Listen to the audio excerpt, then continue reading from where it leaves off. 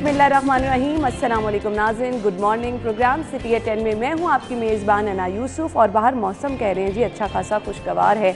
शहर पर हल्के फुल्के बादल भी नज़र आ रहे हैं, तो खुशगवार मौसम वैसे ही आपके मूड को अच्छा कर देता है। और फिर स्पेशली जब आपको पता हो कि जी आज वीकेंड है, कल आपकी छुट्टी होगी, तो खुद ब खुद आपका काम करने को भी दिल करता है और बहुत अच्छा मूड हो जाता है।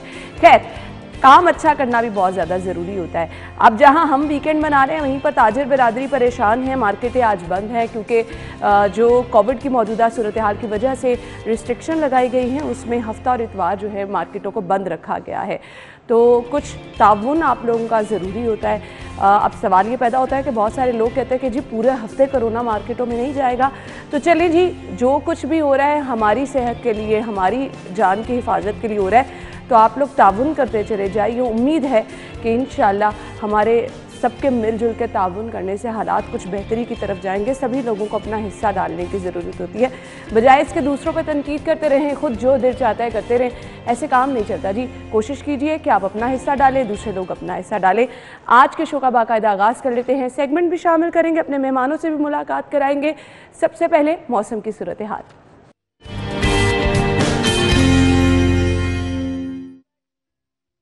कोमल, बताइए इस टाइम मौसम बाहर कैसा है, क्या सूरत हाल है? जी बिल्कुल अना, शहर के मौसम के हवाले से बात की जाए तो आज शहर का मौसम बहुत ही बेईमान है और आसमान के उफक पर बादलों का डेरा है। सूरज मियाँ भी आज कहीं छुपे हुए हैं, जिसकी वजह से मौसम बहुत ज़्यादा आज खुशगवार दिखाई दे रहा है। ठंडी ठंडी हवाएं चल रही हैं और सब्ज़ा जो है वो तो पहले ही आंखों को बहुत भाता है और आज तो और भी ज़्यादा भा रहा है। हर तरफ खूबसूरत मंजर जो है वो देखने में आ रहा है। और साथ ही साथ ये भी बताती चलूँ कि इस वक्त बाहर का दर्जा हरारत जो है वो 30 डिग्री सेंटीग्रेड रिकॉर्ड किया जा रहा है, लेकिन गर्मी जो है वो बिल्कुल भी महसूस नहीं की जा रही। मौसम बहुत ज़्यादा सुहाना है। आज शहरी को भी इस मौसम को एंजॉय करते हुए दिखाई दे रहे हैं। और साथ ही साथ मैं आपको ये भी बताती चलूँ कि हवा में नमी का तनासुब जो है वो इस वक्त 80% रिकॉर्ड किया जा रहा है, जबकि हवा की रफ्तार 10 किलोमीटर फी घंटे के हिसाब से रिकॉर्ड की जा रही है। और महकमा मौसमियात की जानिब से दिन भर के हवाले से कहा यह जा रहा है कि कम से कम दर्जा हरा जो है वो 26 डिग्री रहेगा, जबकि ज़्यादा से ज़्यादा 33 डिग्री रहेगा। लेकिन आज गर्मी महसूस बिल्कुल भी नहीं की जाएगी, क्योंकि आज सूरज बादलों की आंगुचोली जो है वो जारी रहने वाली है। ज़्यादा राज जो है वो आज बादलों का रहेगा, जिसकी वजह से मौसम जो है वो बहुत ज़्यादा मुनफरिद और खुशगवार रहने वाला है। जी ठीक है जी, मौसम खुशगवार रहने वाला है, वीकेंड अच्छा गुजरेगा। तो मैंने तो पहले ही कहा जी, वीकेंड अच्छा हो जाए तो सब चीज़ें जो है वो कमाल ही हो जाती हैं। आज की टॉप स्टोरीज की तरफ बढ़ते हैं। पहली खबर, पेट्रोल महंगा करने के बाद बिजली भी महंगी कर दी। बिलों में 5 से 35% एडवांस इनकम टैक्स आयद होगा।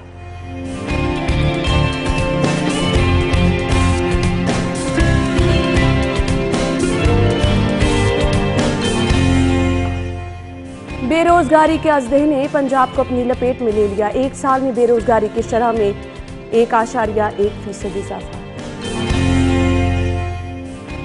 और क्रीम ब्लॉक अंडरपास फ्लाईओवर मंसूबे को नजर लग गई। चेयरमैन पीएनडी ने मंसूबा एक मरतबा फिर मंजूर ना किया। ये हैं आज की हमारी टॉप स्टोरीज। इन खबरों को हम डिटेल में डिस्कस करेंगे। स्टूडियो में हमारे साथ हमारे सीनियर रिपोर्टर कज़ाफ़ी भट्ट साहब मौजूद हैं। और भट्ट साहब मुस्कुरा रहे हैं। भट्ट साहब क्यों मुस्कुरा रहे हैं? मैं इसलिए मुस्कुरा रहा हूँ, आप कह रही थी कि जब वीकेंड होता है तो बंदा प्लान करता है और मूड वैसे ही अच्छा हो जाता है। तो मैं वाकई अपना मूड अच्छा करने की कोशिश कर रहा हूँ। अच्छा, मुझे सारा दिन ये सोच सोच के खुशी होती है कि आज जब मैं घर जाऊँगी तो मुझे कल की तैयारी कुछ नहीं करनी। वो बच्चों वाली एक फीलिंग आती है। मैं भी यही सोचा कि कल मैं आराम से जो है ना वो उठूंगा, लेकिन होता नहीं है। ये होता नहीं है, नहीं होता। रूटीन से हट, वो जो रूटीन आपकी बनी होती है ना, उससे बल्कि 1 घंटा पहले आप बिस्तर पे उठ के बैठ जाते हैं। ऐसे ही है। और आपको कोई थकन का एहसास भी नहीं होता कि यार मैं थका हुआ हूँ। वो आप बंदा फ्रेश होता है, यानी कि मेंटली तौर पे। और मैं सोच रहा हूँ 2 हफ्ते बाद कल मैंने छुट्टी करनी है। अच्छा, 2 हफ्ते। पिछली दफा इलेक्शन था, बिल्कुल इलेक्शन की वजह से, कैंटोनमेंट बोर्ड के इलेक्शन की वजह से। चले, आपकी खुशी मेरे से डबल है। लेकिन मैं आपको एक बात बताऊं, हालात जो है ना, लोगों की नींदें उड़ गई हैं। हम अब पहली खबर की तरफ आ जाते हैं। जिस दिन पेट्रोल की कीमत में इजाफा हुआ तो भट्ट साहब मुझे बाहर मिले और भट्ट साहब ने कहा कि जी आपने अब लोगों की तर्जुमानी करनी है और बता देना है कि लोग किस तरह से बेचारे परेशान हैं। बनता भी है परेशान होना। बट साहब ये लीजिए, उस दिन तो सिर्फ पेट्रोल महंगा हुआ था, आज बिजली भी महंगी हो गई है। पहली खबर की तरफ आ जाते हैं। बिजली के बिलों पर पेशगी इनकम टैक्स देना पड़ेगा, सारिफीन को एक और झटका। मतलब हुकूमतों का काम क्या होता है? बट साहब मुझे सिर्फ ये समझा दें। और सारिफीन पर ये जो बोझ डाला जा रहा है, क्यों डाला जा रहा है, वजूहात क्या हैं? देखिए, मैंने तो अब तक देखा जितनी भी हुकूमतें आई हैं ना, उनका काम सिर्फ लोगों को झटके मारना है। वो बिजली के 440 वोल्ट के साथ मार लें, बिजली के बिलों के अंदर इजाफा करके मार लें, महंगाई करके मार लें, उनका काम सिर्फ लोगों को झटके देना, उसके अलावा और कोई काम नहीं है। अच्छा, इसके अंदर एक चीज़ जो मैंने देखी कि जो नॉन फाइलर्स हैं उनको 5 से 35% इनकम टैक्स जो है वो आयद किया जा रहा है। चले, मैं इसको थोड़ा सा कह सकता हूँ कि जो नॉन फाइलर्स हैं, आपने फाइलर्स की कंपेन चलाई, बहुत सारे लोग रजिस्टर्ड हुए, इवन मैंने अपने आप को खुद रजिस्टर्ड करवाया। मैं टैक्स देता हूँ, लोग टैक्स देते हैं, सबसे ज़्यादा टैक्स जो है वो मेरे जैसे लोअर मिडिल क्लास ये टैक्स दे रहे हैं। क्या अपर क्लास टैक्स दे रही है? आप बताइए। बिल्कुल अपर क्लास टैक्स नहीं दे रही है। आप अपर क्लास को कुछ नहीं कह रहे हैं, आप सारा बोझ जो है सर जो पकड़ा जाता है ना, जिधर आसानी से हाथ जाते हैं उधर ही पकड़ होती है, बाकी और सर हमेशा गरीब के ऊपर ही हाथ आसानी से डाला जा सकता है ना। गरीब को आप पकड़ के जिस तरह चाहे उसको मोल्ड कर सकते हैं, उसके ऊपर जो मर्जी चाहे केस बना दें, जो मर्जी चाहे उसके ऊपर उसको जुर्माना आयद करना, उस बेचारे ने भरना ही भरना है। अमीर के पास तो पैसा है, उसने जेल जाने से पहले अपनी जमानत करवा लेनी है। ऐसे ही है। ये देखिए पेश की इनका। अब मुझे बताएं, मैं टैक्स देता हूँ, मुझे उस टैक्स देने का क्या फायदा मिल रहा है? कोई रिलीफ मिल रहा है मुझे? बिल्कुल नहीं मिल रहा रिलीफ। मैं क्यों टैक्स दूं भाई? अब आपने बिजली के अंदर बढ़ा दिया है, पेट्रोल कहाँ पे चला गया? अभी मुझे कोई डॉलर जिस तरह ऊपर जा रहा था, अभी सुना है कि चंद पैसे शायद नीचे आया वो जी, कहते हैं 200 रुपये तक डॉलर जाना है, 200 रुपये तक डॉलर जाना है। अगर 200 रुपये तक डॉलर जाएगा तो आप मुझे बताएं क्या होगा? ये इस बिजली के टैक्स, बिजली के अंदर बिलों के अंदर मजीद इजाफा होगा, मजीद इजाफा होगा। आप टैक्स आयद करें, ज़रूर लें टैक्स, हुकूमत का काम है टैक्स लेना, लेकिन वो आवाम के ऊपर हमें लगता हो अभी तो नज़र आए।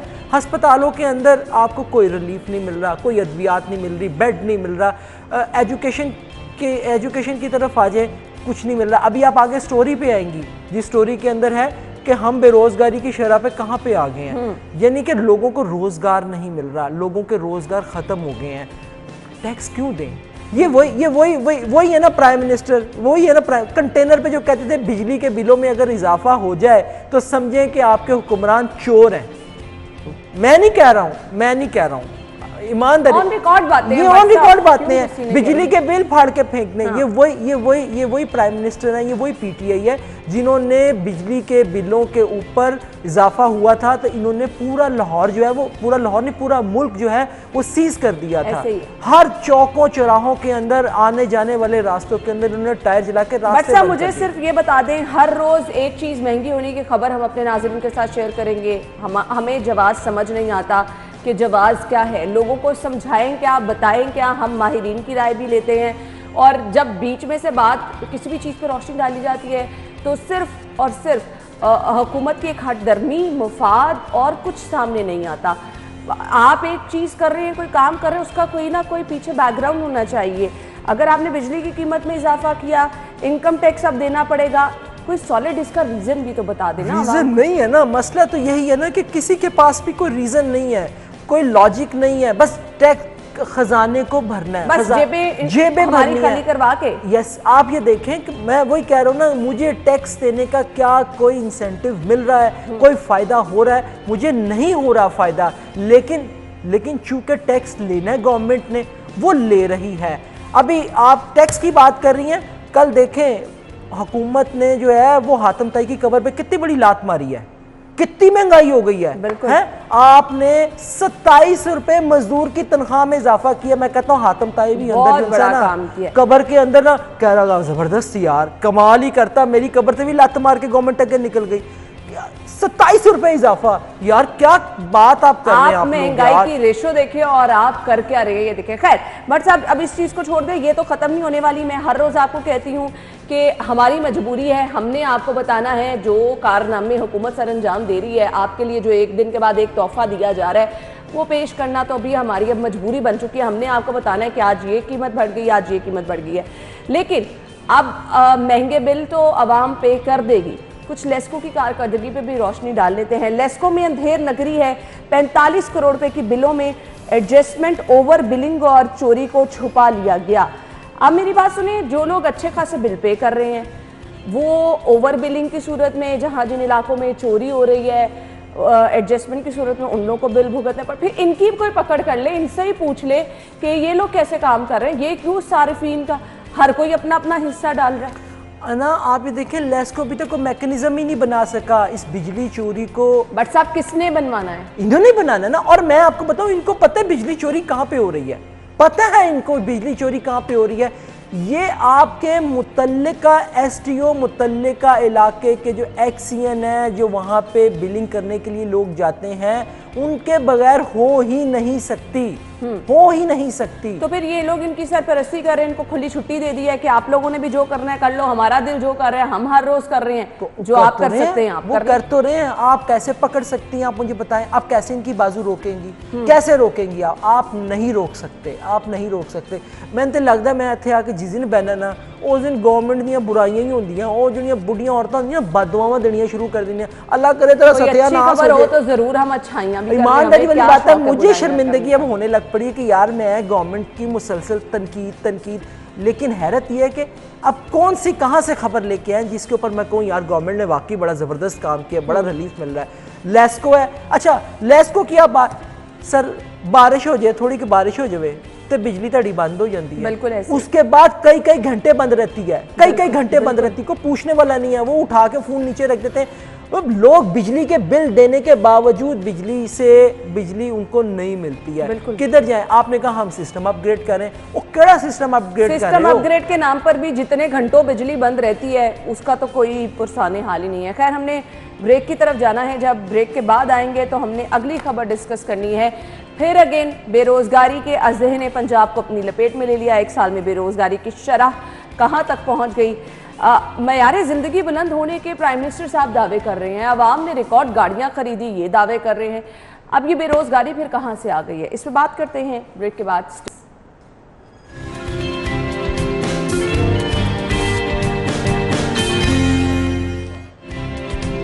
साल में बेरोजगारी की शरह में इजाफा हुआ है। 1 साल में जिस कदर महंगाई हुई है, जिस कदर लोगों की तनख्वाहें कट लगी हैं, जिस कदर लोगों को नौकरियों से निकाला गया है, अब हुकूमत उसको चाहे कोविड की आड़ में कह दे, लोगों का जिस तरह से इस्तेसाल हुआ है इसकी मिसाल नहीं मिलती है, तारीख में नहीं मिलती है। तारीख की बुलंद तरीन सतह पर महंगाई। मैं कल कह रही थी कि हमेशा से लोग कहते हैं हर दौर में महंगाई होती है और आवाम हर दौर में चीखती है, बट साहब इस लेवल की महंगाई वाकई कभी नहीं हुई है। आप झूठ बोल रही हैं। पेट्रोल की कीमत इतनी है जितनी हम बता रहे हैं, बट साहब आप झूठ बोल रही हैं। डॉलर तारीख की बुलंद तरीन सतह पर पहुंचा, मैं चले झूठ कह रही हूँ। कोई महंगाई नहीं है, कोई बेरोजगारी नहीं है, सब कुछ ठीक है। आप बाहर चले बट साहब माइक पकड़ लें और लोगों के पास कमाल कर रही हैं। नहीं, मैं कोई माइक नहीं पकड़ना, मैं रिपोर्टिंग कोई नहीं करता हूँ। आप मुझे एवं कह रही है रिपोर्टिंग करने के लिए। देखिए मैं आपको फैक्ट बता रहा हूँ, बाहर कोई महंगाई नहीं है, कोई बेरोजगारी नहीं है, सब अच्छा है। डॉलर हमारा ऊपर जा रहा है, रुपया भी, और रुपया हमारा ऊपर जा रहा है, ठीक है ना। नौकरियां वाफर मिकदार में, बल्कि नौकरियों के लिए एप्लीकेशन ले रही हैं। और हमारे कैमरामैन है मिराज साहब, वो वज़ीर आला बनने के लिए वो भी एप्लीकेशन दे रहे हैं। उन्होंने कहा जी मैं वज़ीर आला बनने के लिए एप्लीकेशन दे रहा हूँ। तो मुझे आप बताएं कि जब नौकरियों के लिए दरखास्तें दी जा रही हैं, वज़ीर आला भी हमारा एक कैमरामैन बनना चाहता है, तो आप मुझे बताएं कहाँ पे बेरोजगारी है? मुमकिन है मिराज साहब की ख्वाहिश पूरी हो जाए। उसकी खास वजह यह है कि प्राइम मिनिस्टर साहब ने कहा था नीचे से लोगों को ऊपर लेकर, तो वो नीचे से जाना चाह रहा है ना। देखे ना, वो इतना ऊपर ले जाएंगे, इतना ऊपर ले जाएंगे, इतना ऊपर जाएंगे। हमारी सुनी जाएगी, अच्छा इसलिए सपोर्ट कर ले मिराज साहब। नहीं, मेरी फुल सपोर्ट है, मेरा वोट भी इनके लिए होगा है। लेकिन देखे ना, आपका फ्रेम अच्छा बना दिया उन्होंने, खूबसूरत दिखाने की आपको कोशिश। नहीं, हम स्टोरी से निकल जाएंगे, बिल्कुल ऐसे ही है। आज स्टोरी की तरफ वापस देखें। ये गवर्नमेंट के जो मैंने सारी बातें की मैंने नहीं की हैं, मैंने गवर्नमेंट का मौक़िफ़ पेश किया है। देखें इस शो के अंदर अभी आप रिपोर्टिंग नहीं कर रहे, अभी आप बीट नहीं कर रहे हैं पीटीआई की, फिर आप उनका मौक़िफ़ देखिए मैं उससे पहले अवाम का मौक़िफ़ पेश करता रहूं। वन साइडेड एक तरफा ना करें जिस तरह न्यूजीलैंड ये बनी बनाई बातें। अभी आपको कोई भी रहनुमा आ गया ना पाकिस्तान तहरीक इंसाफ का, वो आपको बनी बनाई बातें सुना देगा। तो सर मैंने इसीलिए उनके मैंने कहा उनको जहमत ना हो, उनके पैरों की जो मट्टी लगी हुई है वो खराब ना हो, इसलिए मैंने उनकी तर्जुमानी कर दी है। अवाम की तर्जुमानी तो हम करें, लेकिन देखें गवर्नमेंट की तर्जुमानी बहुत जरूरी है। इसलिए मैंने कहा कोई बेरोजगारी नहीं है। छोड़ दे, उनके इतने तर्जुमान है, करते रहेंगे तर्जुमानी। अच्छा बिल्कुल, चले फिर हकाइक बात करें, हकाइक पे आ जाए। ला अच्छी चित्तर लवे ते बंदा हो जाए उस तो बाद शुरू डजन डजन डजन। सीरियसली देखें, यानी कि आंखों पे पट्टी बंधी हुई है, उनको इसलिए सारा कुछ अच्छा नजर आ रहा है, कोई बेरोजगारी नहीं है, कोई कुछ नहीं है। पंजाब के साथ ये सलूक हो रहा है मुझे बता दें। पंजाब का 7.4% के साथ पहला नंबर है। देखिए पंजाब के साथ नहीं हो रहा, लाहौर के साथ नहीं हो रहा, पूरे मुल्क के अंदर यही कुछ हो रहा है। किसी जगह पर आप चली जाएं, किसी जगह पर आप, अभी मुझे कह रहे थे माइक, ईमानदारी वाली बात है, मैं आपको फैक्ट बता रहा हूं, लोग जूती उतार लेंगे, जूती उतार के मारना शुरू कर देंगे, यानी कि वो गवर्नमेंट का गुस्सा इस साइड पे निकालेंगे। इतने लोग तंग हैं, आपकी सोच है। किसी मिनिस्टर को कहें, मैं बार बार कहता हूं, किसी मिनिस्टर को कहें अपने हल्के के अंदर जाके दिखाए, अपने हल्के के अंदर वो जाके दिखाए, कोई कंपेन, कोई पब्लिक मीटिंग करके दिखाए। लोग, मैं आपको बताऊं, खाने को पड़ रहे हैं क्योंकि उनको खाने को नहीं मिल रहा। आप कह रहे हैं सारा कुछ अच्छा है, गाड़ियां खरीद ली हैं। ओ भाई, गाड़ियां इन्होंने नहीं खरीदी हैं, गाड़ियां तो वो मेरा ख्याल में दुरे नहीं, आप बता रहे थे आपके शो के अंदर ही, गाड़ियां तो जो बड़े बड़े डीलर्स हैं वो खरीद रहे हैं। आवाम में कितनी ताकत है, अवाम ने कहाँ पे खरीदनी है? जिस बेचारे के पास मोटर बाइक है ना, मैं आपको बताऊं, वो सिर्फ इस वजह से उसने मोटर बाइक ली है कि उसने अपनी ड्यूटी पर जाना है, शहर के एक कोने से दूसरे कोने तक जाना है। और जिन लोगों के पास गाड़ियां आपको नजर आती है ना, वो भी उन बेचारों ने किस्तों पर लिया है कि एक फैमिली को वो किस तरीके से बैठा के, लोगों ने फिर अब कहीं आना जाना है। यस, बिल्कुल। लेकिन गवर्नमेंट को ये सब अच्छा नजर आ रहा है। गवर्नमेंट की नजर में महंगाई, बेरोजगारी कुछ भी नहीं है, कुछ भी नहीं है। अभी चलते हैं किसी ये साथ वाले चौक में चलते हैं। हर दफा मैं कहता हूँ, एक चौक को छोड़ देंगे, टाउनशिप चौक को छोड़ के वाबडा टाउन के सामने PIA चौक में चलते हैं। कसम खुदा की, वहां पे मजदूर इस तरीके से बैठे हैं आके, सही कह रहे हैं, कोई बाइक आके रुकती है ना, वो लपक के जाते हैं कि हमें शायद को मजदूरी मिल जाएगी। यार, यानी कि मुझे समझ नहीं है, ये हमारी हुकूमत ना असल में ना खुली आंखों के साथ ख्वाब देख रही है। उनको सब कुछ अच्छा नजर आ रहा है, उनके सामने हरियाली हरियाली नजर आ रही है, हरियाली, हरे हरे घास नजर आ रहे हैं जिनके ऊपर वो मुंह मारती नजर आ रही है। नौकरियों के दावे किधर गए? आपने पनाहगाहें बना दी, आपने लंगर खाने बना दिए। कल ख्वाजा इमरान नज़ीर साहब इतनी मुज़हका खेज़ बात बताकर गए हैं कि लंगर खाने आपके नज़दीक घर के कहाँ हैं, आपको एप्लीकेशन से पता चलेगा। और आप इन क्या किया जा रहा है आवाम के साथ, मुझे सिर्फ ये बता दें। तो सर लंगर खानों पे लगाया ना उन्होंने, क्या उत्थे जड़े कुछ चंद एक हमारे मुखय्यर हजरात है जिनके ताउन से ये उनकी मेहरबानी है, वो क्रेडिट भी हुकूमत दे रही है ना। बिल्कुल, वो हुकूमत अपने खाते में डाल रही है ना। हालांकि ये लंगर खाने भी जो है हुकूमत के पैसों से नहीं चल रहे हैं, ये मुखय्यर हजरात के ताउन से चल रहे हैं। उनकी मेहरबानी है, उनकी मेहरबानी है कि वो इन लंगर खानों को चला रहे। लंगर खाने बनाए ही इसीलिए गए ना। देखिए, पहले दाता दरबार का लंगर खाना है, दाता दरबार का जो लंगर खाना है वो सबके लिए ओपन है। वो इतनी पाक हस्ती हमारे हैं कि वहां से कोई भी खाली हाथ भूखा नहीं जाता। मिसाल दी जाती है दाता की नगरी की, एग्जैक्टली मिसाल दी जाती है। उसके सामने आपने लंगर खाना बना दिया, जो माल वहां पे आता है कुछ वहां पे भी भेज दिया जाता है कि जिसको नहीं मिला बेचारा वो वहां पे जाके खा ले। तो जब लंगर खाने खोले जाएंगे तो फिर लोगों को रिस्क की क्या, रोजगार की क्या जरूरत है? हुकूमत कहती है लंगर खाना खुला, जाके तीनों वक्त की रोटी खा, ते घर नूं जा, अपनी भी लाई जा तो दूजियां दी भी लाई जा। तो ये सिर्फ खुली आंखों के साथ ख्वाब देख रहे हैं। लोगों को हरे हरे जो दिखाए थे ना, वो हरे हरे नहीं है, वो हरे हरे नहीं, वो सारे के सारे बासी हैं, कुछ भी नहीं है, कुछ भी चीज नहीं है, हकीकत कुछ और है। पेट्रोलियम मसनूआत की कीमतें जो हैं रिकॉर्ड इजाफा PTI हुकूमत ने किया। 1.25 साल में जो है, आपको मैं बताती चलूँ, अब तक पेट्रोलियम मसनूआत की कीमतों में 56 रुपये 70 पैसे फी लीटर इजाफा किया गया। लाइट डीजल की कीमत में जी 137.78% इजाफा हुआ है। ये रिकॉर्ड इजाफे हुकूमत कौन कौन से रिकॉर्ड बनाना चाह रही है भट्ट साहब? देखिए, हमने 92 का वर्ल्ड कप जीता, हमने रिकॉर्ड बनाया। उसके बाद हमारे 92 के वर्ल्ड कप के हीरो हमारे प्राइम मिनिस्टर बन गए। वो कहते हैं चूंकि मैंने 92 का वर्ल्ड कप जीता, मैंने रिकॉर्ड ही बनाने, मैंने रिकॉर्ड बनाने हैं। उन्होंने हर चीज में रिकॉर्ड बनाने हैं, महंगाई, बेरोजगारी और क्या क्या कहेंगे। हूँ तो मैंने भी भूल गया कि इस तो बाद भी कोई लफज है नहीं, यानी कि हर चीज़ में बस ये समझना, हर चीज़ उन्होंने रिकॉर्ड बनाने। तो इसलिए ये बात ना किया करें, बस आप ये दुआ करें कि Guinness book of world record से भी आगे को रिकॉर्ड होगा तो शायद ये हुकूमत वो बना जाएगी, प्राइम मिनिस्टर साहब के नाम लग जाएगा। बिल्कुल लग क्या जाएगा, है ही उनके नाम, ठीक है ही उनके नाम, उन्होंने वो ट्रॉफी उठा लेनी है। ये फिर अवाम से रिक्वेस्ट ये करनी है कि अवाम टैक्स दें, मुल्क का पैसा मुल्क में रहने दें। अवाम की जेब में जो पैसे बाकी रह जाएंगे वो इतनी ईमानदारी से अवाम अच्छे, तो वो आपने देखा नहीं, जो वो गैर मुल्की दौरे पर गए हैं तो एक बिजनेसमैन ने सिर्फ एक शेर था सिर्फ उनको कि इतने जालिम ना बनो, और उसके ऊपर हमारे प्राइम मिनिस्टर साहब क्या हो गए थे बेचारे, आप खुद देख लेना। बिजनेस की बात करेंगे, शेरो शायरी बाद में होगी, तो इसलिए आप भी अच्छी अच्छी बातें करें। आमी हुकूमत के खिलाफ मुझे अच्छी बात नहीं। अगली खबर भी बट साहब क्रिकेट से रिलेटेड है और टीम ने जो है वो खेलने से इनकार कर दिया है। हम ब्रेक ले लेते हैं, ब्रेक के बाद जब वापस आएंगे तो ये खबर भी डिस्कस, बहुत सारे शायकीन क्रिकेट जो थे उनकी उम्मीदों पर पानी फिर गया। ब्रेक के बाद आते हैं, हमारे साथ रहिएगा।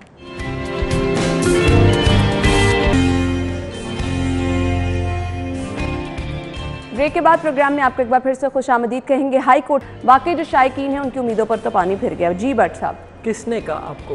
भट्ट साहब, बहुत सारे शायकीन इंतज़ार कर रहे थे कि उन्होंने मैच देखने के लिए जाना है, मैच देखेंगे, रौनकें बहाल होंगी, लेकिन आपका पॉइंट मैं आप जो बताने वाले आई कैन अंडरस्टैंड, लेकिन आप बता भी दें। आप मैं पहले तो जो पहले इसी बात पे कर, ये अच्छा नहीं हुआ। देखिए, एक तरफा नहीं होना चाहिए। अगर कोई सिक्योरिटी खदशात थे, कोई चीज़ थी, तो गवर्नमेंट के नोटिस में, पीसीबी के नोटिस में लाना चाहिए था, क्योंकि इससे हमें जो भी नुकसान हुआ, अब ने जो चेयरमैन है वो कह रहे हैं जी हम आईसीसी से रजू भी करेंगे। ठीक है, ज़रूर करें, अच्छी बात है, लेकिन मैं इस वक्त जो तर्जुमानी करूँगा मैं उन लोगों की तर्जुमानी करूँ। और अच्छा, ये भी मैं बता दूँ, ये मेरे अपने ज़ाती ख्यालात है, मेरा इदारे का इससे कोई लेना देना नहीं।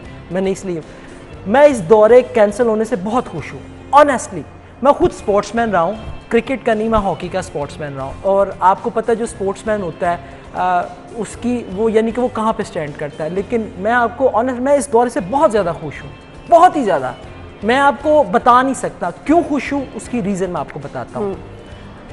जब भी कोई टीम आती है, आप मैचेस करवाते हैं, वो कज़ाफ़ी स्टेडियम में हो, लाहौर में हो, पिंडी में हो या किसी भी जगह पे, आप उस पूरे एरिया को नो गो एरिया बना देते हैं।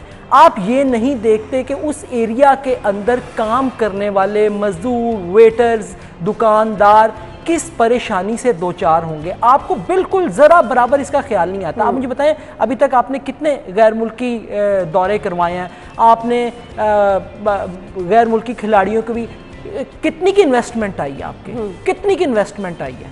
कोई है आपको आइडिया? आई थिंक सो कि इतनी ज़्यादा कोई इन्वेस्टमेंट नहीं आई है। आप सिर्फ अपना तासुर बेहतर करने के लिए कि क्रिकेट से हमने अपना तासुर बेहतर करना है, आप लोगों को बेरोज़गार कर देते हैं। आप लोगों के ख़ानदानों को एक ऐसी सूली पर लटका देते हैं जहां पे वो ना मर सकते हैं ना वो जी सकते हैं।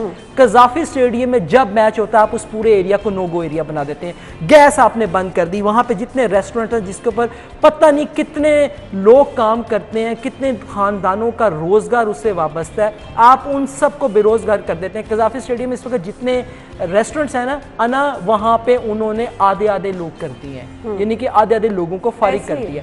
अब आप जब कर देते हैं, देखिए मैं एक सैलरी पर्सन हूँ, मैं रोज़ाना घर जाता हूँ ना, मैं जब घर के बाहर जाके अपनी गाड़ी का हॉर्न देता हूँ ना, मेरे बच्चे बाहर आ जाते हैं। बच्चों को होता है कि बाप कुछ ना कुछ लेके आए, मैं दे सकता हूँ उनको सारा कुछ, लेकिन वो वेटर जो दिहाड़ी पे वहाँ पे काम कर रहा है ना, वो जब अपने घर खाली हाथ जाता है, आप मुझे बताएं उसके बच्चों की क्या हालत होती है। बिल्कुल सही कह रहे हैं। मैं जज्बात में नहीं हूँ, जज्बाती नहीं हूँ, लेकिन मैं उस बंदे की कैफियत को फील करने की कोशिश कर रहा हूं। सही जवाब एक बताया, लेकिन जो खबर का दूसरा हिस्सा है बट साहब, हम उसको भी नज़रअंदाज नहीं कर सकते हैं। प्राइम मिनिस्टर साहब ने राब्ता भी किया हुकूमत से उनकी, और सिक्योरिटी फराहम करने की यकीन दहानी भी कराई, लेकिन ये बेसूद रही। ये थोड़ा सा वो एक जो इम्पैक्ट जा रहा है ना, वो अच्छा नहीं। ऐस तो अंदाजा तुसी ला लो तुहाडा प्राइम मिनिस्टर दी इज्जत किन्नी के कीजे। बट साहब आ जाए दूसरी खबर की तरफ, छोड़ देंगे ये खबर ही छोड़ देते हैं। क्यों नहीं, अब आपने बात ही इतनी वो देखिए, हमारी सिक्योरिटी इदारे किसी से पीछे नहीं है, ईमानदारी वाली बात है। मुझे अपने सिक्योरिटी इदारों के ऊपर जो है ना, हमने माशाल्लाह बड़े बड़े इवेंट्स करके मिसाल बनाई है, मुझे उसके ऊपर फख्र है अपने सिक्योरिटी इदारे, लेकिन मुझे अपने प्राइम मिनिस्टर न्यूजीलैंड की प्राइम मिनिस्टर ने फोन कर रहे हैं और वो कह रही है नहीं जी, देखिए उनके नज़दीक अपने खिलाड़ियों की जान सबसे ज़्यादा अजीज़ है, और आपके प्राइम मिनिस्टर के नज़दीक किस चीज़ की जान ज़्यादा अजीज़ है? उनके बनीगाला के अंदर जो उनके वो शेरू हैं, शेरू के अलावा भी पता नहीं कोई होएगा, और 3-4 में देखी हैं तस्वीरें, उनके नज़दीक उनकी अवाम की जान उनके नज़दीक। इससे अच्छा बेहतर है, मैं आपको सही बता रहा हूँ, अमारत इस्लामिया अफगानिस्तान को रिक्वेस्ट किया करें, वहाँ पे मैच करें, कसम खुदा की इतना जबरदस्त मैच होगा, इतने जबरदस्त मैच होंगे आप सोच भी नहीं सकते। ना आपकी आवाम तंग होगी ना उनकी, उनको देखिए एक अच्छा तासुर भी आप कायम कर लेंगे। आप अपने हमसाया ममालिक के साथ अच्छा आप वहां पे करवा लें, बड़ा अच्छा होगा। बट साहब की सिचुएशन है। बट साहब मैं अब दूसरी खबर की तरफ आ रही हूँ जी। फंड्स की कमी के बाद स्क्रीन ब्लॉक फ्लाईओवर मंसूबा मुलतवी। पीएनडी ने सगियां रोड की तामीर और बहाली का मंसूबे की मशरूत मंजूरी दे दी है। ये मंसूबा जो है एक बार फिर फंड्स की कमी की वजह से जो है मुलतवी किया गया। बट साहब कैसे देखते हैं, कितना ज़रूरी मंसूबा है ये? देखिए मेरी बात सुने, सबसे ज़रूरी काम इस वक्त जो है ना, सबसे ज़रूरी मंसूबा वो है इस वक्त दुबई फेस्टिवल में जाना हुकूमत के लिए। हाँ। जिसके लिए गवर्नमेंट ने पता नहीं कोशिश हो रही नहीं हो कोशिश हो रही। ओ भाईजान बहन मेरी, उन्होंने फंड जारी कर दिए हैं, दे दिए हैं। पहले एक दिन उन्होंने कैसी फंड नहीं देने, सड़क को नहीं हो सकते। हाँ। हाथ खड़े कर उन्होंने कहा सड़क को फंड नहीं गए, ऐसे नहीं कराने। ले कल उन्होंने फंड दे दिए, उन्होंने कहा जाओ वहाँ पे नाच गाना होगा, वीआईपीज़ को आप पता नहीं कितने लाख रुपए की गिफ्ट देंगे, ठीक है ना, अपना इमेज बेहतर करने की कोशिश करेंगे। आ जाओ, आओ साढ़े आके थे काम करो, कोई फाइनेंस लेके आओ, कोई साड़ियाँ जेबा गर्म करो, कुछ अपनी जेबा गर्म करो, फिर चले जाओ, कोई गल नहीं। ये इसलिए ये मंसूबे ज़रूरी नहीं है। क्यों कर रहे हैं ऐसे मंसूबे? अवाम है, ये अवाम है, अवाम ऐसी रहती है भाई। फ्लाईओवर की क्या ज़रूरत है? अवाम ठीक है सड़क अंज करके पार करके चली जाएगी, छड्डो परे। हाँ वहाँ पे चल के हम इंजॉय करते हैं वहाँ पे डांस पार्टियाँ होंगी, खाने तो खैर वो यहाँ पे भी खा लेते हैं, खाने का कोई ऐसा इशू नहीं है। लेकिन वहाँ पे दुबई में जब आप खाने खाएंगे हैं और बड़े बड़े चोगों वालों के साथ बैठेंगे, टाई जिन्होंने लगाई हुई है उनके साथ आप घूमे फिरेंगे, साइन करेंगे, मुआहदों के ऊपर साइन करेंगे, किक पैक्स आएंगी, तो सर फ्लाईओवर क्या करना आपने, ऐवी फजूल। और वैसे भी ये तो पिछली हुकूमत काम करती थी ना, सड़कें वगैरह बनाना। इनकी तो तरजीहात इनकी तो तरजीहात तालीम थी, सेहत थी, और उन तरजीहात पर हम देख रहे हैं। सर दुबई जाएंगे, क्या हो रहा है? दुबई जाएंगे हम, दुबई जाके इस बट साहब किसने जाना है? ये लोग ही जाएंगे, ये लोग ही कारोबार लेकर आएंगे, इन्हीं लोगों को फायदा होगा। मैं सोचा दे विच ही चला जाऊंगा कि मैं भी किसी मिनिस्टर के नाल जा रहे हैं। अच्छा आयशा मुझे कह रही है पाकिस्तानियों के लिए खुशखबरी है, और मुझे लग रहा है कि इन्होंने, आयशा ने गलती से प्राइम मिनिस्टर साहब वाला तो नहीं नारा लगा दिया मेरे पाकिस्तानियों, लेकिन कुछ कह रही है कि है कुछ कोई खबर। मुझे भी नहीं पता, मेरे मुंह से तो खुशखबरी का वर्ड ही नहीं निकल रहा है इतनी सारी बातें करके। वो कह रही है ब्रेक के बाद आके बता देती है। चलिए जी नाज़रीन ब्रेक लेते हैं, ब्रेक के बाद खुशखबरी आयशा के पास है, मेरे पास कोई नहीं है। आके ये मुझे बताती है तो मैं शेयर करूंगी, हमारे साथ ही रहिएगा।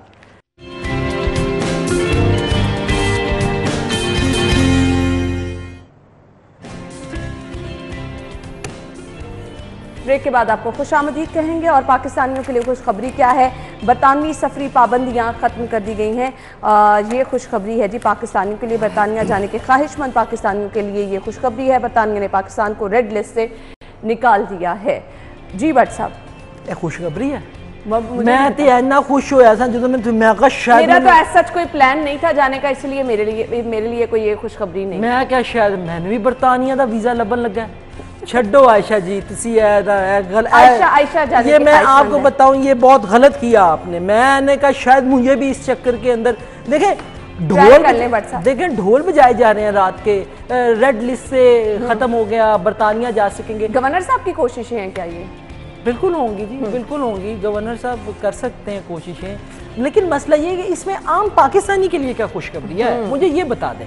जो जाने के ख्वाहिशमंद हैं कम से कम चले उनकी राहें बट सब कैसे राहें हमवार हो गई। मैं राज नू या मैनू या वसीम नू आपको मिल जाएगा वीज़ा? नहीं मैं जाने की ख्वाहिशमंद नहीं हूँ बट साहब फिलहाल तो नहीं। अच्छा नहीं मैं भी नहीं हूँ, मैं भी अपना मुल्क छोड़ने का ख्वाहिशमंद नहीं हूँ। मेरा मुल्क सबसे बेहतरीन मुल्क है, मुझे अपने मुल्क से मोहब्बत है, मैं नहीं जाता।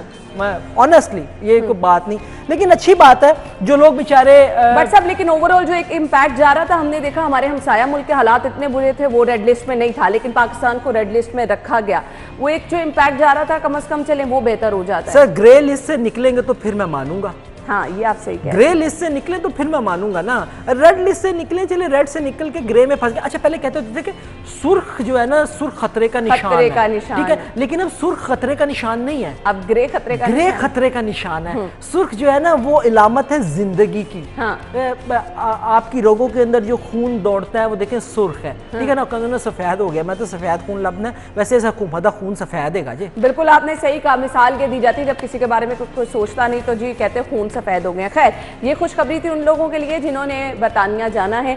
अभी हमारे पास आज के मेहमान हमारे कौन होंगे ये मैं आपके साथ शेयर करती चलूँ। बहुत सारे लोगों को सर में मुसलसल दर्द रहना, हमारे इर्द गिर्द जो लोग मुसलसल काम कर रहे होते हैं, सर में दर्द की वजूहात क्या होती हैं। समटाइम आपको आईसेट का मसला हो जाता है, नज़र कमज़ोर हो रही होती है, आपको पता नहीं होता। तो अगर आपको इन मसाइल का सामना है तो 11:05 पर हमारे मेहमान हमें ज्वाइन करने वाले हैं, आई स्पेशलिस्ट। आप उनसे जान सकेंगे और काफ़ी डिटेल में हम बात करेंगे कि आया क्या क्या सिम्टम्स होते हैं जब आपकी नज़र कमज़ोर हो रही हो।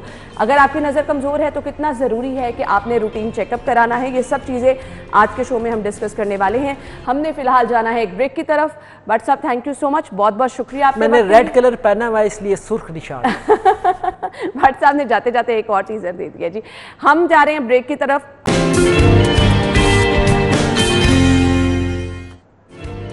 वेलकम बैक नाज़रीन। प्रोग्राम के इस हिस्से में हम गुफ्तगू करने वाले हैं, जैसे कि मैं आपको बता के गई थी, छोटे छोटे मसाइल जिनका सभी को सामना रहता है। मुसलसल सर में दर्द रहना हमारे ऑफिस में, क्योंकि हम देखते हैं सारा दिन 8-9 घंटे की ड्यूटी जिन लोगों की है वो कंप्यूटर पर काम कर रहे हैं, मोबाइल फ़ोन पे, लैपटॉप पे, लोग जो हैं घरों में काम कर रहे हैं, अपने ऑफिस में काम कर रहे हैं।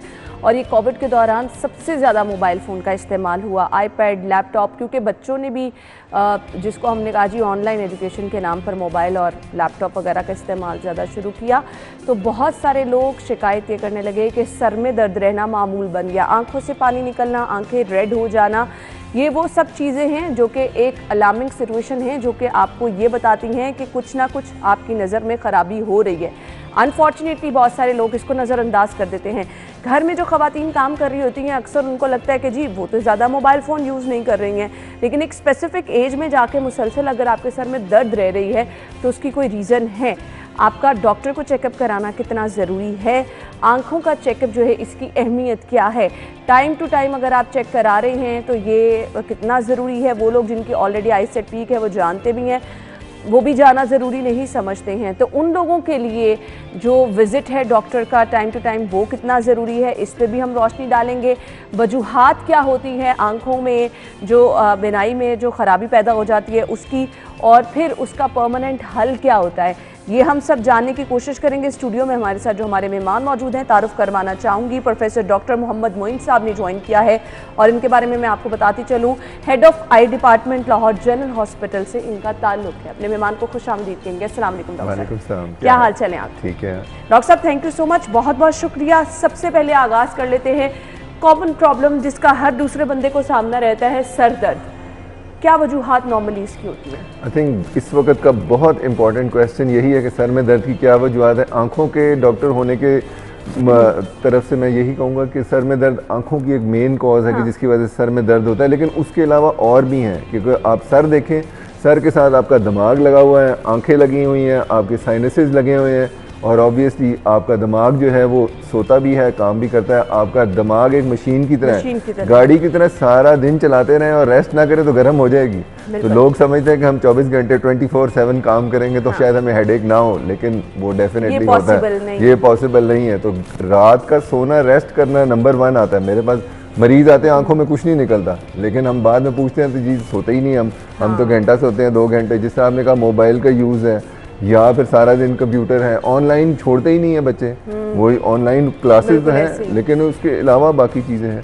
तो उस तरफ से सबसे पहले ही तो कॉज वो आती है, लेकिन बाकी तो ऑब्वियसली है कि ऐनक का नंबर किसी का होगा, उसको सर में दर्द होगा, तो बहुत ज़्यादा बहुत दूर करीब का काम कर रहा है, 40 साल से ऊपर जो लोग हैं और वो फ़ोन का जब इस्तेमाल करते हैं तो उस वक्त आपकी रीडिंग जो है ना वो कमज़ोर हो जाती है। पढ़ने के लिए जो आपके मसल हैं वो थोड़े जैम होना शुरू होते हैं। आप लोग तो टीवी का काम करते हैं तो इसमें ऑटो फोकस होते हैं, कैमरे फोकस नज़दीक से दूर करते हैं, तो जब आप 40 क्रॉस करते हैं तो वो कैपेसिटी आँख की कम हो जाती है, वो स्लो हो जाती है, तो आपको नंबर चाहिए होता है रीडिंग का, वो तकरीबन 0.75 से शुरू होगा, 2.5 तक चला जाता है। तो वो आपको मरीज़ डॉक्टर को उस वक्त चेक कराना ज़रूरी है। कई लोग पढ़ते रहते, मुझे नज़र नहीं आ रहा, मैं दूर करता हूँ, मुझे लाइट चाहिए, उसका मतलब ये होता है कि आपको नज़दीक की ग्लासेस की ज़रूरत पड़ रही है और आप नहीं इस्तेमाल कर रहे हैं, और ऑब्वियसली थोड़ी देर बाद हेडेक शुरू हो जाती है उसके साथ। सही। अच्छा डॉक्टर साहब, सर में दर्द रहना, बताया कि जी आपने रूटीन का काम ज़्यादा कर लिया या आप हेक्टिक रूटीन रही, सर में दर्द हो रही है। एक होता है मुसलसल सर में दर्द रहना, उस पर आप क्या कहेंगे, कितना ज़रूरी है कि आप आई स्पेशलिस्ट के पास जाएँ? देखिए मुसलसल सर में दर्द रहना और अगर उसके साथ उल्टी आना शुरू हो जाए तो वो तो ऑब्वियसली बहुत ज़्यादा अलार्मिंग है, क्योंकि ब्रेन के साथ कनेक्टेड है और ब्रेन का अगर प्रेशर बढ़ना शुरू हो जाए तो फिर हेडेक शुरू हो जाता है और उसके साथ नौजिया वॉमिटिंग शुरू हो जाता है। लेकिन मुसलसल की दूसरी जो इम्पोर्टेंट कॉज है कि ग्लासेस का नंबर है, एस्टिग्मेटिज्म एक बीमारी होती है, तिरछापन, या उसमें कहते हैं कि ऐनक जो आंख की सरफेस आगे गोलाई में नहीं है, वो एग शेप है, तो वो दो सफियर या उसके अंदर उसकी जो इमेज बनता है वो फर्क बनता है, तो उनका हेडेक होना मैक्सिमम होता है आंखों की बीमारियों की वजह से। लेकिन वो कहते हैं आंखें एक विंडो है दिमाग का भी, तो अगर किसी को मुसलसल हेडेक है तो हम जब आप आएंगे चेकअप कराने के लिए सबसे पहले आपकी ऐनक का नंबर देखेंगे। नंबर 2, आंखों के अंदर प्रेशर होता है, जैसा गाड़ी में टायर का प्रेशर, आंखों का भी एक दबाव है, अगर वो नॉर्मल से ज़्यादा हो तो वो भी पेन करता है। तो अगर ये दो चीज़ें सबसे पहले देखते हैं, उसके बाद अगर किसी की आंखें सुर्ख हैं, उसको लाइट चुभती है, नज़र धुंधली हो गई है, तो इसका मतलब आंख के अंदर कोई बीमारी है। अगर ये बाकी सारी चीज़ें नहीं अच्छा है। डॉक्टर साहब, कुछ सिम्टम्स होते हैं क्लासरूम में, हम बच्चों को देखते हैं कि अगर व्हाइट बोर्ड पे कुछ लिखा जा रहा है तो वो स्क्वीज करके आंखें देखते हैं। फिर इसके अलावा अक्सर ड्राइविंग करते हुए आपको प्रॉब्लम होती है, सामने से लाइट बहुत इरिटेट कर रही होती है, तो ये वो चीज़ें हैं जिस पर अगर किसी को ये सिम्टम्स हैं, कोई प्रॉब्लम ऐसी फील हो रही है तो उनको डॉक्टर के पास जाना है। आई थिंक ये आपकी बहुत इंपॉर्टेंट, बड़ी इंटेलिजेंट ऑब्जर्वेशन है कि आंखें छोटी करके देखते हैं। हाँ बिल्कुल, क्लासरूम में अक्सर क्लासरूम में इस वजह से करते हैं, छोटी करने से एक पिन होल इफेक्ट आता है। हाँ। तो पिन होल इफेक्ट छोटी करने से आता है, तो एक्चुअली ब्रेन आपका, ये आई आपकी कॉम्पनसेट कर रही होती है नंबर के लिए। क्रूड तरीका ये कि उसको आंख को छोटी कर ले तो वही चीज़ जो आपको ऐनक लगा के आनी है वो बेहतर हो जाती है। लेकिन उसका मतलब ये तो नहीं है कि आप सारा दिन छोटी करके देखें, और उससे ऑब्वियसली आंख पे स्ट्रेन बहुत पड़ता है। तो ऐसे बच्चों को आइडेंटिफाई करना टीचर्स के लिए बहुत ज़रूरी है, और पेशेंट को खुद भी आइडेंटिफाई करना ज़रूरी है कि आंखें चूनी करके देख रहे हैं, छोटी करके देख रहे हैं, तो मुझे ऐनक का नंबर लाजमी चेक कराना चाहिए। नंबर बिल्कुल, ये पेरेंट्स को भी जो है अपने बच्चों पर इस चीज़ का ध्यान रखना चाहिए। डॉक्टर साहब मुझे ये बताइएगा, कुछ बाय बर्थ भी प्रॉब्लम्स होती हैं जिनको पेरेंट्स को हमें अभी बताना ज़रूरी है? अक्सर कहा जाता है कि बच्चों की आंख जो एक दरमियान में थोड़ा टेढ़ापन नज़र आ रहा होता है, या फिर इसके साथ साथ ये भी इशू नॉर्मली कह देते हैं जी आंखों के पट्टे कमज़ोर हैं। ये टर्म्स क्या हैं, ये समझा दीजिएगा, क्योंकि अक्सर ये लोगों के मुँह से बातें सुनी हुई हैं हमने। बिल्कुल, इसमें इम्पोर्टेंट ये है कि बच्चे जब भी पैदा हों तो जो चीज़ें आँख में आपने देखनी है, जो नंबर 1 आपने बताया कि आंखें देखें सीधी हैं या नहीं है। टेढ़े होने का मतलब एक इस तरफ फिर जाती है या अंदर चली जाती है, भैंगेपन आने का। कई बार ये वैसे ही नोटिस होगी, अगर आपको लगता है तो उसकी तस्वीर ज़रूर खींचे या वीडियो ज़रूर खींच ले। कई बार डॉक्टर के पास जाते हैं तो बच्चा नहीं कर रहा होता, उस वक्त पिकअप करना ज़रूरी हो जाता है। ये नंबर 1 है कि बच्चे को देखना। दूसरा, बच्चा जब पैदा होता है तो एक चीज़ होता है किसी को गिद्ध आ रही है, पानी एक्स्ट्रा आ रहा है, तो ये इंपॉर्टेंट चीज़ है। बच्चों के अंदर जो टीयर डक्ट है जो नाक में जाती है वो नहीं खुलती, उनको पानी आता है, उनकी आंखें चिपकती हैं। अक्सर को एक ज़्यादा होती है, दूसरी कम होती है, लेकिन अच्छी चीज़ है कि 90% में खुल जाता है। लेकिन डॉक्टर को एक बार चेक करा के कन्फर्म कर लेना क्या ये उसकी वजह से है कि नहीं है। ये दो तो चीज़ें हैं, और बाकी 2-3 चीज़ें बहुत इंपॉर्टेंट हैं कि जिसमें एक है कि सफ़ेद मोतिया बन जाता है। अगर आपको देखें आंख और उसका सेंटर जो है, जो ब्राउन टिश्यू है, उसके दरमियान एरिया अगर आपको वाइट नज़र आए, सफ़ेद नज़र आए, तो इसका मतलब उसको कंजेनिटल चिटा मोतिया या सफ़ेद मोतिया है। एक वो चीज़ है। अगर आंख बड़ी होना शुरू हो जाए, आप जिस तरह बलून की तरह किसी को दबाएं तो वो इन्फ्लेट होना शुरू हो जाए, तो इसका मतलब उसको काला मोतिया बन गया, तो वो तो बहुत ही सीरियस बीमारी है जिससे ब्लाइंड हो जाता है बच्चा। ठीक है, तो वो पिकअप करना तो बहुत ज़रूरी है। और फिर तीसरी चीज़ जो इंपॉर्टेंट है, ये 3 चीज़ें, कैंसर होते हैं आँख के, जिसके अंदर अगर आप पिकअप करें उसमें भी वाइट आता है। रेटिनोब्लास्टोमा एक कैंसर है, हम LGH में उसकी बहुत डिटेल ट्रीटमेंट करते हैं, जो कि पाकिस्तान में बहुत ज़्यादा अवेलेबल नहीं है। वो रेटिनोब्लास्टोमा एक ट्रीटमेंट। और दूसरी जो है, प्री मैच्योर बच्चे पैदा होते हैं वो ब्लाइंड हो सकते हैं अगर उनकी टाइम पे स्क्रीनिंग ना करें। जब महीना जब पैदा होते हैं उस वक्त उनको चेक ना करें, तो उनके अंदर एक खून की नालियाँ हैं जो बन रही होती हैं, जैसे ही वो पैदा होते हैं प्री मैच्योर वो रुक जाती हैं इन बिटवीन। तो जहाँ पे वो रुकती हैं तो फिर उसके बाद उनको कई बार ऑक्सीजन लगती है, वो ऑक्सीजन पे रहते हैं, वेंटिलेटर पे रहते हैं, उसकी वजह से नई खून की नालियाँ बनती है जो कि पर्दे को उखाड़ देती हैं। तो वो बहुत ज़रूरी है पिक करना। लेकिन वो एक ख़ास आई स्पेशलिस्ट ही देखेगा, स्पेशली जो पीडियाट्रिक आई स्पेशलिस्ट है, जो रेटिना स्पेशलिस्ट है, वो देखेगा, पर्दे को ख़ास तरीके से चेक करेंगे और उसे हर 2-2 हफ्ते पे चेक करके उसको बताएंगे कि हाँ जी ये अब इस जोन से पर्दा ग्रो कर गया और ये ठीक हो गया। लेकिन उसमें अलामात कोई नहीं आती। अगर सपोज मेरे पास कई बच्चे ऐसे आते हैं जो कि नहीं चेक हुए, किसी ने उनको नहीं बताया चाइल्ड स्पेशलिस्ट को, वो उसको जिक्र ज़रूर कर देते हैं कि इसकी आंखों चेक कराएं, वो नहीं बताया तो वो ब्लाइंड होके आते हैं। मेरा मतलब आपके पास 2 महीने बाद बच्चा आया तो वो कहते हैं जी देख नहीं रहा बच्चा, पता नहीं ये को वाइट सा हो गया।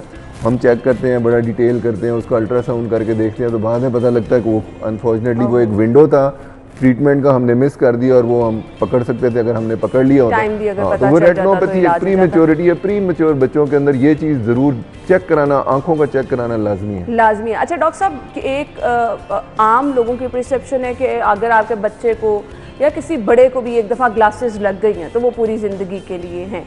क्या वाकई ऐसा होता है कि ये हर किसी का केस टू केस वेरी करता है? देखिए एनके जो है 3 किस्म की लगती हैं। एक जिसको मायोपिया कहते हैं, शॉर्ट साइटेडनेस, उनको दूर नहीं नज़र आता। एक है हाइपरमेट्रोपिया, जिनको करीब नहीं नज़र आता। और तीसरे हैं जिनको एस्टिग्मेटिज्म लगना। तो क्वेश्चन ये है कि सबसे पहले जब पेरेंट्स आते हैं बच्चे को चेक कराने तो वो घबराए होते हैं बहुत ज़्यादा। उनका क्वेश्चन ये होता है कि बच्चे को हमारे ऐनक क्यों लगी है, और लग गई है तो उतर जाएगी कि नहीं उतर जाएगी, तो हमने तो फ़ौरन लगानी नहीं, हमने तो लगानी नहीं है। तो इसमें सबसे अच्छी चीज़ या इम्पॉर्टेंट चीज़ जो समझने की है कि पहले 10 साल बच्चे सीखते हैं ब्रेन के साथ कनेक्शन, तो वो एक विजुअल डेवलपमेंट होती है। तो उस वक्त नंबर 1 प्रायोरिटी है कि बच्चे की आंख ब्रेन के साथ कनेक्टेड हो और उसको सबसे क्लियर इमेज दिमाग तक पहुंचे। तो वो सबसे इमेज क्लियर करने के लिए आपको ऐनक लगाना ज़रूरी है। तो अनफॉर्चुनेटली ऐनक का नंबर है तो उसके ऊपर बहस बहुत ज़्यादा करने का फ़ायदा नहीं है कि मैंने नहीं लगवानी, वो लगवानी है। डॉक्टर साहब आपको अच्छे खासे लोग तंग करते हैं आगे। ऑब्वियसली तंग नहीं, मैं तो एज ए स्पेशलिस्ट करता हूँ तो सेकंड ओपिनियन के लिए आते हैं कि हाँ जी हमने तो लगानी नहीं है। तो ये आप बताएं कि क्यों लगाएं, हम क्यों लगाएं। तो उसमें फिर उनको सबसे पहले यही समझाने, आजकल लोग लुक कॉन्शियस भी तो है ना, सारी लुक्स खराब होकर रह जाती हैं डॉक्टर साहब। वो ठीक है 20 ईयर्स में हम उनको बता देते हैं कि 20 ईयर्स में हम उतार देंगे है ना, कुछ वक्त सर्जरी होकर उतर जाती है। लेकिन इस वक्त अगर हम नहीं करेंगे तो इसकी विजुअल डेवलपमेंट नहीं होगी। एम्ब्लायोपिया एक लेजी आई एक चीज़ है, वो डेवलप हो जाती है। तो उसको रोकने के लिए बहुत ज़रूरी है कि ग्लासेस लग जाए। तो ग्लासेस आपका नेक्स्ट क्वेश्चन था कि उतरती हैं कि नहीं उतरती। जिनका माइनस में नंबर होता है उनका एक्चुअली बढ़ता है। जिस तरह आपका कद बढ़ता है ना एज के साथ, वो बढ़ता है 20 से 25 साल पे जाकर रुकता है। और वो सारा पैटर्न क्या फॉलो करता है, जब पेरेंट्स में 2 बैठे होते हैं, मुझे पता ज़रा उसको डिप्लोमेटिकली जवाब देना पड़ता है कि कौन किसको ऐनक लगी हुई है। कि मेरा मतलब नॉर्मली पेरेंट्स को फॉलो कर रहे होते हैं। तो जिसका अगर मदर को है तो वो नंबर उसको 5 लगा हुआ तो हो सकता है बच्चे का उतना ही जाए। कई बार पेरेंट्स को नहीं होता, उनकी फैमिली में किसी को हो सकता है। जो प्लस में जिनको लगी होती है उनका थोड़ा कम हो सकता है, लेकिन जो एस्टिग्मेटिज्म है वो प्रॉब्ली उसी रेंज में रहता है। तो इस वजह से बच्चों को मेंटली प्रिपेयर ये करना होता है। लेकिन हमारे पास चेकअप कराने का नंबर 1 वजह ये होती है कि आप उसको ऑप्टिमम विजन को डेवलप करें। आप देखें कई बार स्कूल में ग्रेड्स पुअर आ रहे होते हैं, या बच्चों को मार पड़ रही होती है कि तुम जानबूझ के तुम्हें आता ही नहीं है, तुम सीख ही नहीं रहे होते। लेकिन ये सोचने की कोशिश नहीं करता कि ऐनक ही लगी है उसे नजर ही नहीं आ रहा बेचारे को। तो मेरा मतलब उसको एक बार 5 साल पे बच्चे की विजन फॉर्मली अगर चेक हो जाए तो वो दैट इज द बेस्ट। अच्छा, अब एक नॉर्मल जो प्रैक्टिस मैं बहुत सारे घरों में देखती हूँ, अपनी फैमिली के बहुत सारे घरों में हम देख रहे होते हैं। अब छोटा बच्चा रो रहा है, आप उसको कुछ खिला रहे हैं, वो नहीं खा रहा, मोबाइल फ़ोन से आपने डिफरेंट जो है वो राइम्स निकाल के, पोइम्स निकाल के आप अपने बच्चे को दिखा रहे हैं, और बच्चा उसका इतना आदी हो गया, आप टीवी के आगे बच्चे को छोड़ के अपने काम कर रहे हैं। मुझे ये बताइएगा, ये बच्चों की आई सेट के लिए कितना नुकसानदेह है? अगर ऐसा कर रहे हैं, स्पेसिफिक डिस्टेंस मेंटेन करना चाहिए, क्या कहेंगे इस पे आप? ये एक बहुत इम्पोर्टेंट रिसर्च है जो चल रही है ऑनगोइंग। सिंगापुर में वहाँ पे बहुत ज़्यादा इस्तेमाल होते हैं, गैजेट्स बहुत इस्तेमाल होते हैं। वो यानी कि आप कह रहे हैं कि बेबी सिटिंग कर रहा है, गैजेट जो है बेबी सिटिंग कर रहा है। तो होता ये कि जब बहुत छोटी चीज़ किसी बच्चे को देते हैं तो वो करीब देखता रहता है। तो आप समझ लें अगर फोकस कर रहा है तो बहुत करीब वो फोकस मेंटेन रखता है, बहुत देर तक वो मेंटेन रख रहा होता है। जब वो मेंटेन रहता है तो उसके मसल्स या ब्रेन समझता है कि शायद यही एक नॉर्मल जगह है जहाँ मैंने डेवलप होना है। तो जब वो करता है तो उसको मायोपिया डेवलप होने के चांसेस नॉर्मल लोगों से बढ़ जाते हैं। तो इस वजह से वो एक कहते हैं 20-20 रूल है कि एवरी 20 मिनट्स 20 सेकंड्स के लिए 20 फीट पे देखे ताकि आपके मसल्स वहाँ पे लॉक ना हो जाए और वो चीज़ ना डेवलप हो। तो जब भी आप बच्चों को गैजेट देते हैं तो उसमें रेस्ट ब्रेक देना बहुत ज़्यादा ज़रूरी है, ठीक है। और उसके बाद उनको आउटडोर एक्टिविटीज़ करना भी बहुत ज़रूरी है, क्योंकि आउटडोर जब जाते हैं तो आपके मसल्स एक्चुअली रिलैक्स होते हैं, वो इन्फिनिटी दूर पे देखने की आदत पड़ती है, जिससे आपकी जो नेचुरल डेवलपमेंट है वो है।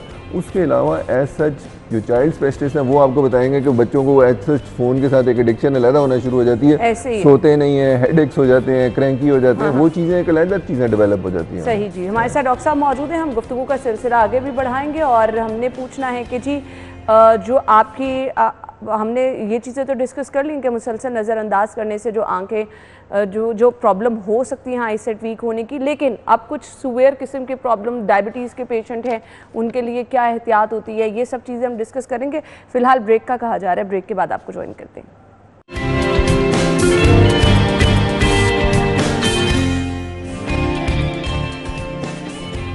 ब्रेक के बाद आपको खुश आमदीद कहेंगे। प्रोफेसर डॉक्टर मोहम्मद मोइन साहब हमारे साथ मौजूद हैं और हम गुफ्तगू का सिलसिला आगे बढ़ाएंगे। डॉक्टर साहब, डायबिटीज़ के पेशेंट के लिए एहतियात कितनी ज़रूरी है?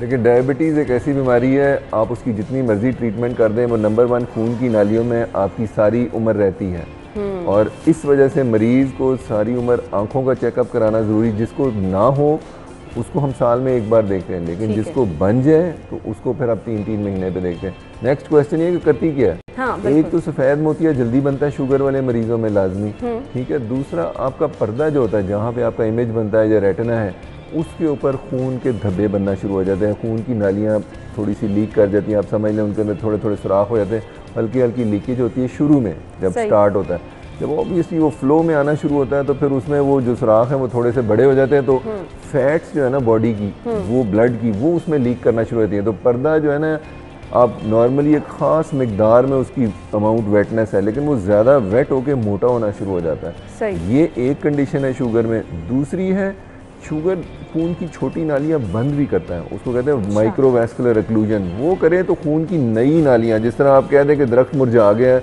और उसके साथ नया एक चीज़ उगना शुरू हो जाए, लेकिन वो जो नई चीज़ उगती है ना, वो नहीं होती जो कि बचपन में होती है। तो वो खून की नालियाँ उगती हैं तो वो एक्चुअली आँख के अंदर ब्लीडिंग हो जाती है। अच्छा। तो एकदम मरीज़ क्या, ओह मुझे नज़र आ रहा था, काला होना शुरू हुआ है और उसके बाद बंद हो गई है मेरी नज़र, तो वो एक्चुअली उस साइड पर टेम्परेरीली ब्लाइंड हो जाता है जब तक कि वो आप ब्लड क्लियर ना करें। तो शुगर वालों को ये याद रखना है कि मेरा मतलब किसी को 10-15 साल शुगर होगी तो उनको ये अलामात लाजमी इनमें से कोई हो सकती है कि आपको सफ़ेद मोतिया है तो विजन धुंधली होना शुरू हो गई है। यानी इन सब चीज़ों से बचने के लिए आपको हर महीने बाद या 2 महीने बाद, अगर आपको इनिशियली है पहले 5-6 साल में, उसमें आप साल में एक बार दिखा सकते हैं। जब एक बार स्टार्टिंग में एक बार दिखा लें, डॉक्टर असेस कर लेगा कि कितनी बीमारी है, फिर उसके हिसाब से वो आपको 6 महीने में बुलाएं, 3 में बुलाएं, साल में बुलाएं। ये डिपेंड करता है आपका डॉक्टर जैसे आपको रिकमेंड करेगा आपको वो करना है। लेंसेज का इस्तेमाल फैशन के तौर पर भी लोग करते हैं और फिर नज़र की कमज़ोरी की वजह से भी लोग लेंस का इस्तेमाल करते हैं। क्या कहना चाहेंगे, इस प्रैक्टिस को कैसे देखते हैं आप? कितनी देर आप एक लेंस का इस्तेमाल कर सकते हैं, उसको कब चेंज करने हैं? देखिए, जब भी कोई कॉन्टैक्ट लेंस इस्तेमाल करने वाला मेरे पास आता है, मेरे जहन में एक ही डर होता है कि खुदा ना खास्ता किसी दिन ये इसकी वजह से ब्लाइंड ना हो जाए। अच्छा। क्योंकि कॉन्टैक्ट लेंस देखिए आप अपने हाथ पे लगाते हैं, यहाँ पकड़ के आप आंख में लगाते हैं, तो नंबर 1 क्या है, अपने हाथ के जरासीम आंख में तो ले जा रहे हैं ना, तो किसी वक्त गलती से। मैं तो बहुत एहतियात के साथ हाथ धो के मैंने वैसे ही ड्रामेटिक स्टार्ट किया है, इसका मतलब सारी दुनिया में कॉन्टैक्ट लेंस बहुत लगाते हैं और बहुत कम लोग हैं कि खुदा ना खास्ता को ब्लाइंड होता है। कॉन्टैक्ट लेंस अब बहुत अच्छे आ गए हैं मार्केट में और वो ऑब्वियसली इस्तेमाल करते हैं। जो मेरा कहने का मकसद ये था कि आप इस्तेमाल करती हैं, आप देर से करती हैं, तो आपको पता है कि उसकी प्रिकॉशंस क्या है। हाथ धो के उसको साफ़ करके फिर उसको डिसइंफेक्टेंट में डाल के फिर डालेंगी, और ये नहीं है कि रात को पहन के नहीं सो जाएंगी, ये भी आपको पता है। वो बहुत इंपॉर्टेंट है, क्योंकि रात को पहन के सोते हैं तो उसमें उसकी ऑक्सीजन सैचुरेशन वो सही नहीं रहती। ठीक है, तो कभी गिर जाता है, कईयों के पास सोल्यूशन नहीं होता। मैंने इंग्लैंड में एक बंदा आया, वो कहता है लो जी मैंने पकड़ा है, मैंने हाथ गीला किया और मैंने लगा लिया। मैंने तो आँख में इन्फेक्शन अल्सर बन जाता है, जिससे आपका एक तो बहुत पेनफुल आई होती है।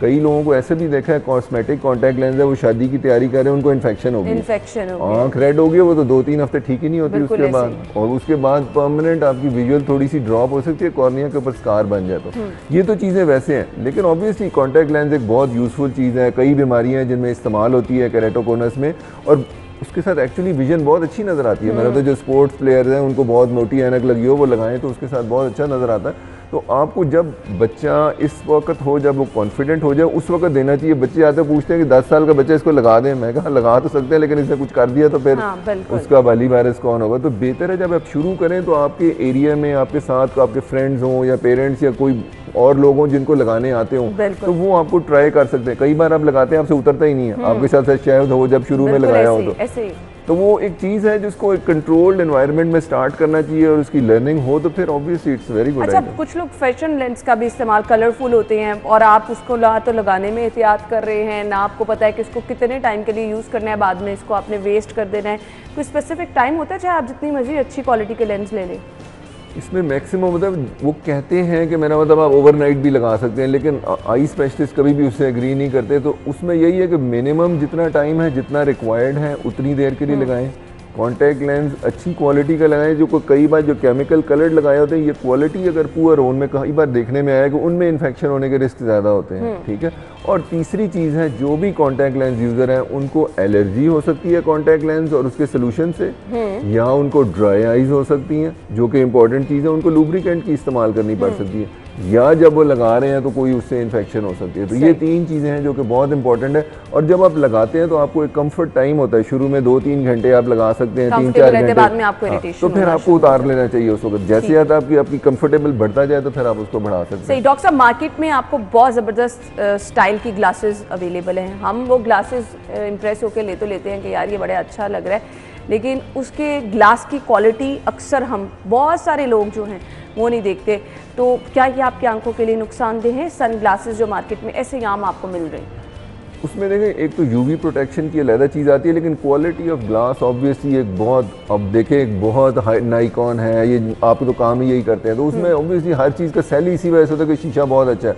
तो ऑब्वियसली जितना हाई रेजोल्यूशन शीशा होगा उसके साथ आपको स्ट्रेन कम पड़ेगा, उसके साथ प्रॉब्लम्स कम आएंगी। तो इस वजह से आपको चूज़ कर लेना चाहिए कि जो अच्छा लगा रहे हैं। उसमें अब कई आपके पास फिल्टर्स भी आ जाते हैं। कई लोगों को रात को ग्लेयर पड़ती है तो उसके ऊपर ग्लेयर कोटिंग लग जाती है, कई लोगों को स्क्रैचेस ज़्यादा पड़ते हैं, स्क्रैच की कोटिंग लग जाती है। तो वो आपको अपने जो ग्लास जो बना रहा है उसके साथ शेयर करना पड़ता है क्या है। एक आते हैं कि शीशे के आते हैं या प्लास्टिक के लगाने हैं।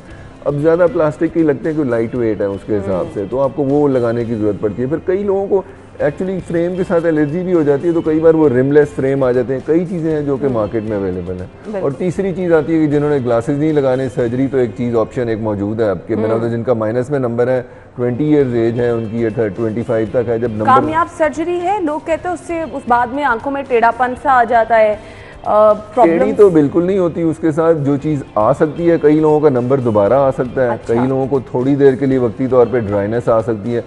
पहले मशीनें इतनी अच्छी नहीं होती थी, अब अच्छी हैं। पहले स्कारिंग को प्रोड्यूस होती थी, अब बहुत कम होती है। उसमें टेक्निक्स अवेलेबल हैं कि जो आप ग्लासेस फ्री बहुत अच्छा हो जाएंगे। जिससे मिग्रेन एक बहुत बड़ी प्रॉब्लम है। वक्त हमारे पास कम है, मुझे बता दीजिएगा वजूहात इसकी क्या होती हैं और इसका क्या मौसर इलाज मौजूद है? मिग्रेन एक मारूसी बीमारी है, फैमिली में पाई जाती है। आते हैं वो डायग्नोसिस ऑफ एक्सक्लूजन है। सबसे पहले आप बाकी देखेंगे, ऐनक का नंबर नहीं लगता, पीछे ब्रेन में कोई प्रॉब्लम नहीं है, फिर ब्लड प्रेशर नहीं है, नींद पूरी, ये सारी चीज़ें ठीक आई तो मिग्रेन हुआ। लेकिन मिग्रेन दूसरी तरीका पिकअप करने का तरीका है कि आप फील करेंगे हेडेक है। हेडेक से पहले लोगों को कई बार ऑरा होता है, यानी कि वो कहते हैं मुझे नज़र धुंधला आ रहा है, किसी को आधा इधर से नहीं नज़र आ रहा, कोई लाइटें नज़र आना शुरू हो गई हैं रेड ग्रीन कलर की, वो रहती हैं। और उसके बाद उन्हें हेडेक शुरू होता है। और हेडेक होता है, वो कहते हैं कि कमरे में, अंधेरे कमरे में जाएँ, सो जाएँ तो हेडेक ठीक हो जाता है।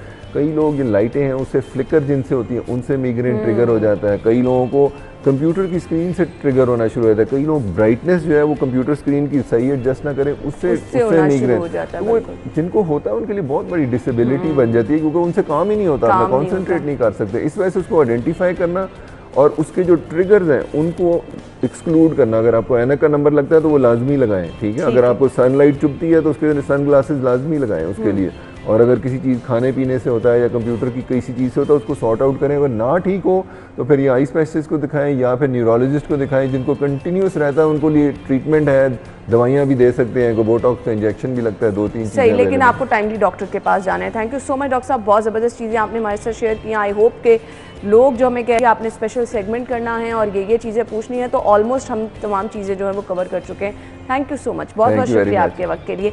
नाज़रीन, हम चलते हैं एक ब्रेक की तरफ। ब्रेक के बाद ज्वाइन करेंगे, हमारे साथ ही रहिएगा।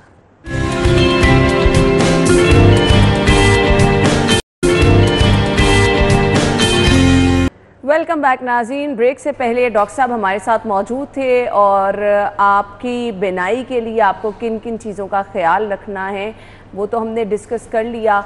अगर आप ग्लासेस का इंतखाब करने जा रहे हैं तो उसके ग्लास की क्वालिटी क्या होनी चाहिए, डॉक्टर साहब ने ये भी आपको बता दिया। अब जी, फैशन के दिलदादा जो लोग होते हैं वो कुछ हमेशा नया करने की उसमें रहते हैं कि जी डिफरेंट भी लगें और सबसे मुख्तलिफ भी लगें और बहुत ज़्यादा उनका स्टाइल जो है वो उनको सूट भी कर रहा हो। मार्केट में जी डिफरेंट तरह के ग्लासेस मौजूद हैं जो अभी हमने आपको दिखाए भी हैं। हर फेस के लिहाज से आपको उस चीज़ का इंतखाब करना पड़ता है। जी अब मेरे फेस पे किस तरह के ग्लासेस सूट कर रहे हैं, अगर मैं लेने के लिए जा रही हूँ ग्लासेस, तो मुझे किन किन चीज़ों का ख्याल रखना है। कलर्स डिफरेंट अवेलेबल होते हैं, शेप्स डिफरेंट अवेलेबल होती हैं। बहुत ज़्यादा बड़े ग्लास में भी जो है वो ग्लासेस अवेलेबल हैं, छोटे छोटे ग्लास का भी बहुत ज़्यादा ट्रेंड चल रहा है। हमने किस तरह से डिसाइड करना है हमें कौन सी ग्लासेस सूट कर रही हैं, ये चीज़, क्योंकि आपके पास ऑप्शंस बहुत ज़्यादा मौजूद है ना, तो ये डिसाइड करना समटाइम बहुत ज़्यादा मुश्किल हो जाता है। तो हमारे साथ जी फैशन ब्लॉगर मौजूद हैं, तैयब कामरान ने हमें ज्वाइन किया है, जो कि हमें बताएंगे जी कि अगर आप ग्लासेस ख़रीदने जा रहे हैं तो आपको किन किन चीज़ों का ख्याल रखना है। आजकल सबसे पहले पूछ लेते हैं ट्रेंड क्या चल रहा है। अस्सलाम वालेकुम। वालेकुम अस्सलाम। क्या हाल चल है आपका? अल्हम्दुलिल्लाह, आप सुनाइए। बिल्कुल ठीक ठाक। तैयब, आपने लोगों को बताना है कि आजकल ट्रेंड क्या चल रहा है मार्केट में। अगर आप चले जाएँ ग्लासेस ख़ास तौर पर ख़रीदने, आपको बहुत ही ज़्यादा वैरायटी जो है वो नज़र आती है, तो ट्रेंड कैसे पता चलता है क्या चल रहा है? ट्रेंड डिपेंड करता है डिफरेंट कलर्स पे, आजकल डिपेंड कर रहा है, और शेड के कलर्स पे डिपेंड करता है। आउटफिट आप अपना जब भी खरीदते हैं तो आप उसके साथ मैचिंग देख रहे होते हैं कि अगर कॉन्ट्रास्ट में क्या चल रहा है। उसके अलावा ट्रांसपेरेंसी आप देखते हैं, क्वालिटी देखते हैं आप उसकी कि आपकी ग्लासेस आपको ज़्यादा मतलब तंग ना करें, कोई निशान वगैरह ना छोड़ जाए। तो इस तरह की ग्लासेस वगैरह, बाकी जब आप सोशल मीडिया वगैरह के गो थ्रू करते हैं तो उसमें जो भी आपको नज़र आती हैं ज़्यादा ग्लासेस, तो आपको खुद ही समझ आना शुरू होता है कि ट्रेंड क्या चल रहा है वहाँ पे। अच्छा, नॉर्मली अगर आप ट्रेंड को फॉलो करने लगें तो आपको नहीं पता होता कि आपके ऊपर वो चीज़ सूट कर रही है या नहीं। ट्रेंड फॉलो करना ज़रूरी है कि आपको ये देखना है कि आपके ऊपर क्या सूट कर रहा है? मेरे मुताबिक तो यही बेहतर है कि बंदा वही देखे जो कंफर्टेबल खुद लग रहा है और जो सूट कर रहा है उस बंदे को, जो उसकी पर्सनैलिटी और उसकी फेस साइज़ और फेस शेप के मुताबिक सूट करेगा।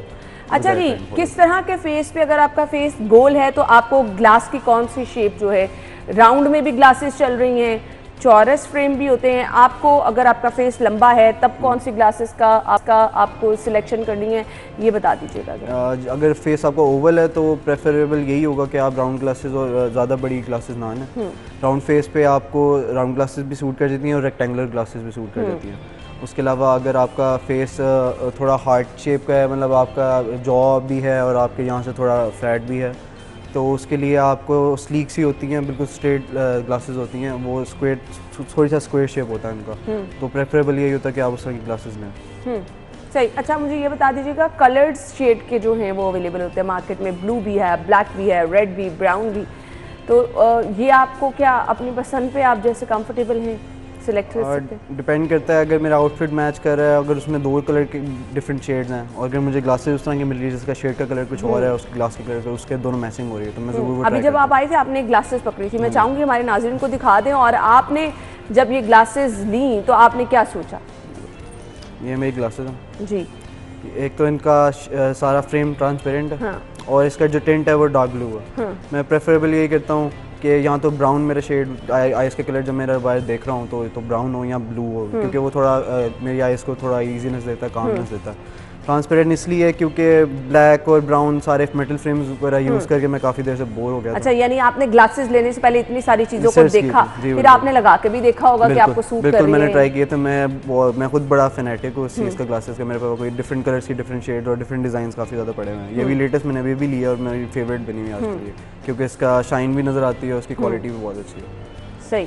अच्छा जी, तो बहुत सारे लोग कॉन्शियस होते हैं कि जी ब्रांड की ग्लासेस होनी चाहिए, क्या ये वाकई है कि अगर आप ब्रांड की ग्लासेस लेंगे तभी आपके लुक्स बहुत ज़्यादा इन्हांस करेंगे? डिपेंड करता है, कुछ लोगों पे कुछ होते हैं ब्रांड कॉन्शियस होते हैं, लेकिन मोस्टली आजकल जो आम है और जो लोग हैं उनको इतना नहीं होता, वो यही प्रेफर करते हैं जो हमारे लिए कंफर्टेबल हो, हमारी प्राइस रेंज में भी आ जाए और हमें पर सूट कर जाए, उनको ब्रांड कॉन्शियस में नहीं रहे, जहाँ तक मैं। सही सही। अच्छा जी, लड़कियों के लिए बहुत सारी लड़कियाँ जो हैं वो डे टाइम में भी बहुत डार्क कलर के शेड्स जो हैं वो पसंद करती हैं, वो सही जाते हैं?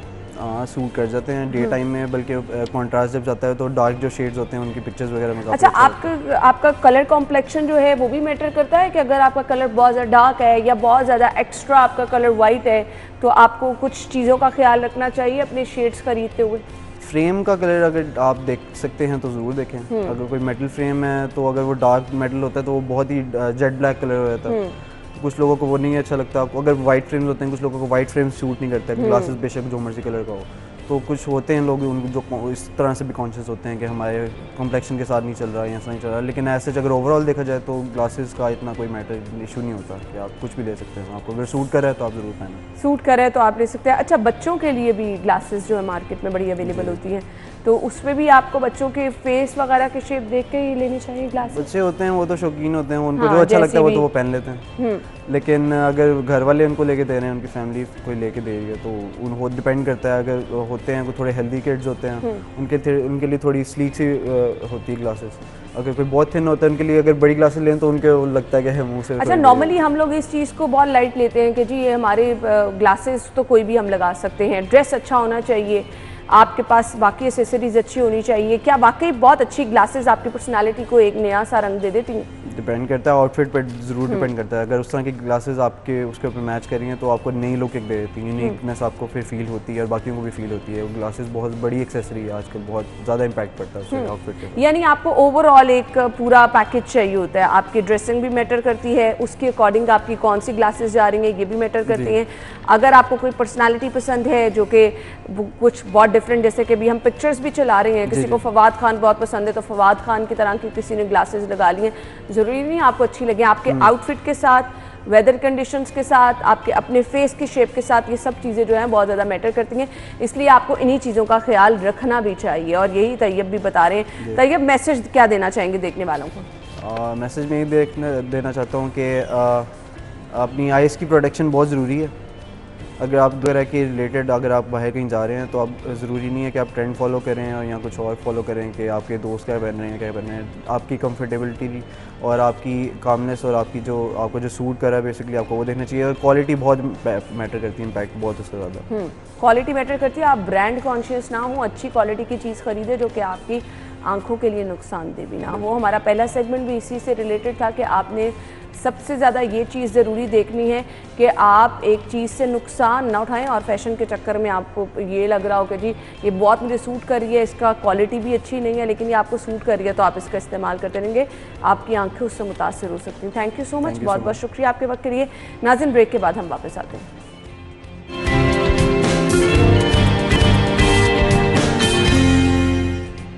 वेलकम बैक नाज़रीन, और प्रोग्राम के इस हिस्से में हम शामिल करने वाले हैं अपने सेगमेंट्स, और सेगमेंट्स में सबसे पहले मेरे पास हैं जी मोबाइल के रेट्स। हुवावे मोबाइल के आज डिफरेंट मॉडल्स हैं जिनके रेट्स मैं आपके साथ शेयर करने जा रही हूँ। हुवावे Y8S मोबाइल है, अगर आप ख़रीदना चाह रहे हैं तो ये आप ख़रीद सकेंगे 29,999 रुपये में। इसके बाद जी next mobile Huawei Mate 10 light mobile, 34,999 रुपये की कीमत। हुवावे P9 लाइट मोबाइल है और अगर आप ये खरीदना चाह रहे हैं 20,999 रुपये में आप खरीद सकते हैं। हुवावे नोवा A7i मोबाइल है और ये आपको मिलेगा 33,999 रुपये में। तो मोबाइल के रेट्स क्या हैं ये तो आपने जान लिया। अब हमने आपको बताने हैं कि जी अगर आपने आज बनाना क्या है वो आपने डिसाइड करना है, तो आज के भाव में बताते हैं आपको सब्जियों के और मीट के रेट क्या हैं।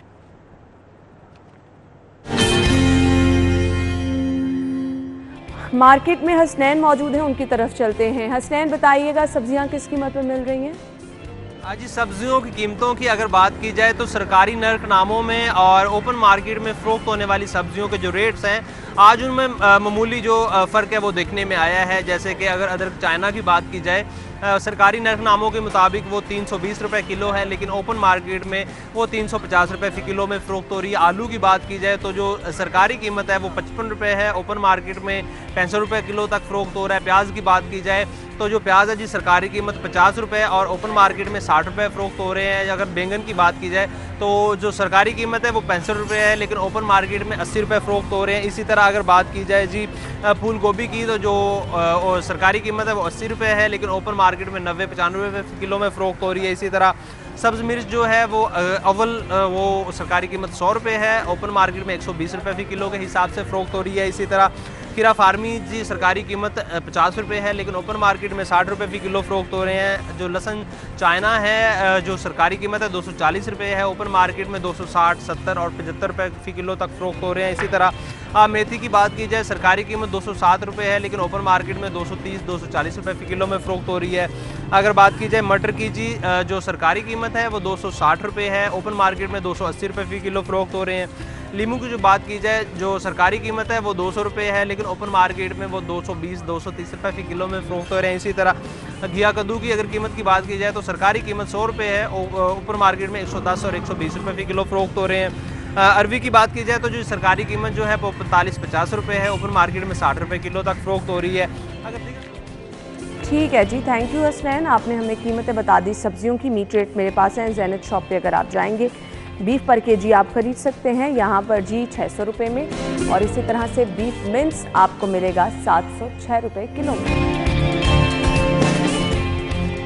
मटन आपको यहाँ से पर केजी मिलेगा 1435 रुपये में। मटन मिन्स आप खरीद सकते हैं 1575 रुपये में।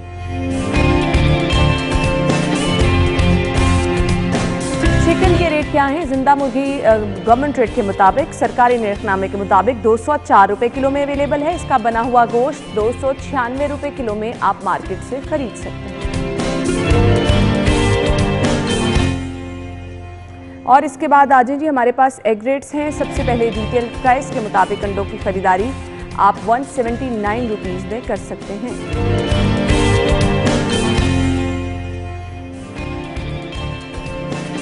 होल सेल पर अगर आप जा रहे हैं तो 177 177 रुपये दर्जन में आपको यहाँ से अंडे मिलेंगे।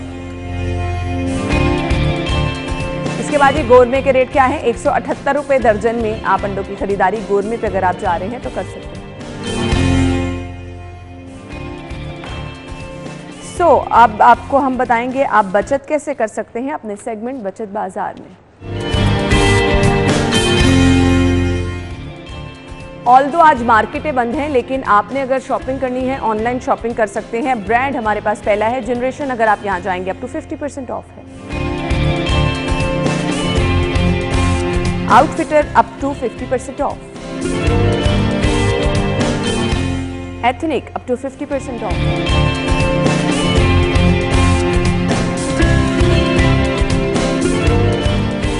और यूनिवर्स पर अप टू 50% ऑफ है।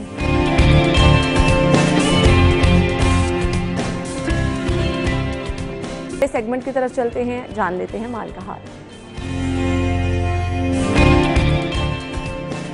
लिस्ट है हमारे पास करेंसी रेट की, वो आपको दिखाते हैं।